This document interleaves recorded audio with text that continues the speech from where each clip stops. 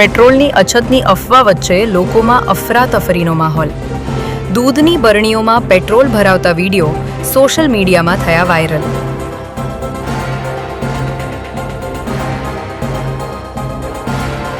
ડીસા પંથકમાં લોકો બરણીઓ લઈને પેટ્રોલ પંપ પર ઉમટ્યા। ગઈકાલ રાતથી પેટ્રોલ પંપ પર લાગી લોકોની લાંબી હારમાળા।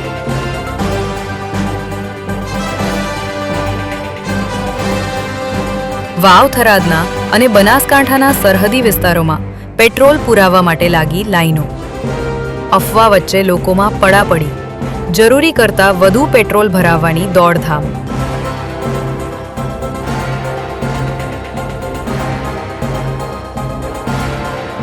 જિલ્લા કલેક્ટર દ્વારા અફવાઓથી દૂર રહેવાની અપીલ, સ્થિતિ સામાન્ય રાખવાનો પ્રયાસ।